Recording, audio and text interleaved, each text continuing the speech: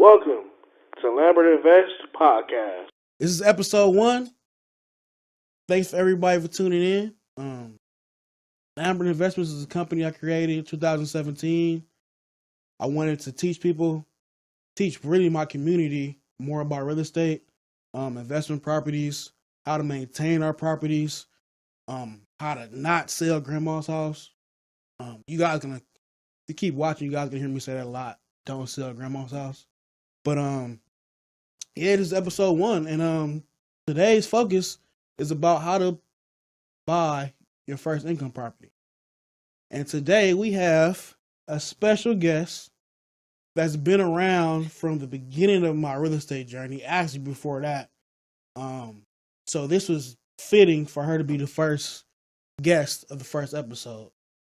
So I'm gonna introduce, this is my fiance, my business partner, mother of my kid, my daughter. So I'm giving her a special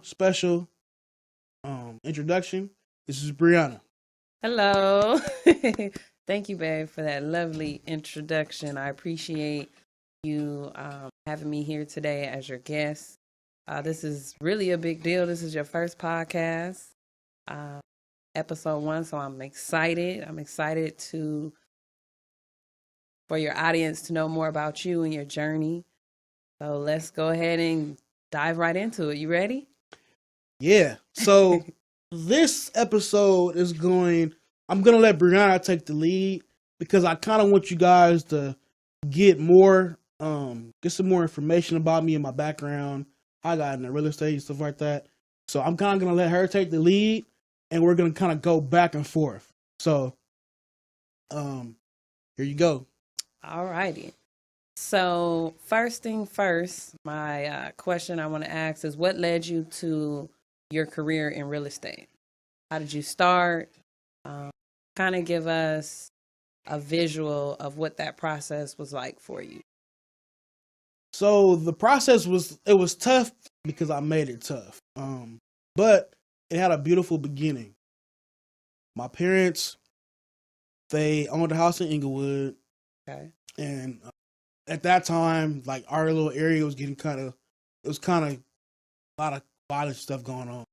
And my mom she didn't want me to be around it. So we were looking for another property and kind of upgrade. And a friend of hers, Selena, she was a real estate agent. She listed our house, sold it.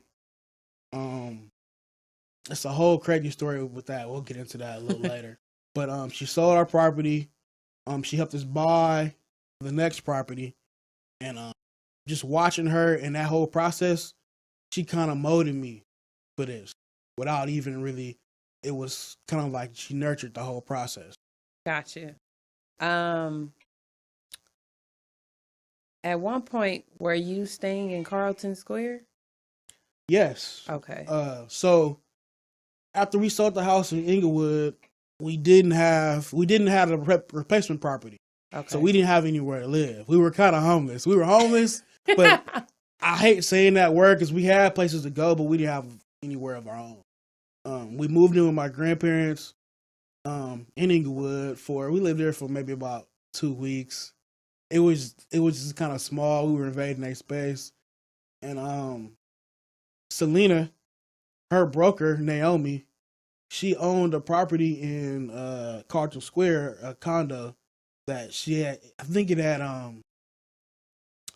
filed an escrow or something like that. Okay. And she had nothing to do with it. So she said, you know what, I'll rent to you guys until you find a new home.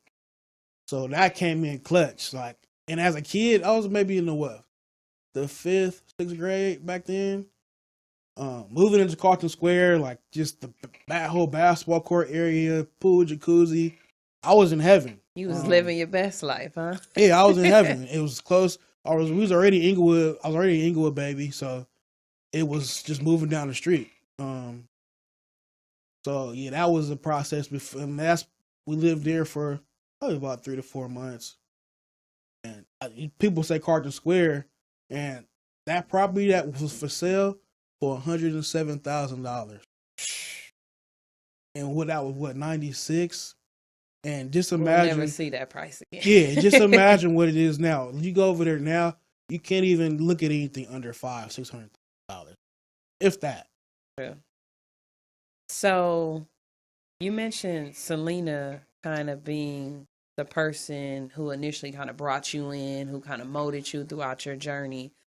Give us some more information on things you all did prior to you actually like going to physically get your license in the future. So elaborate more on what did you guys used to do when you used to go out looking for houses?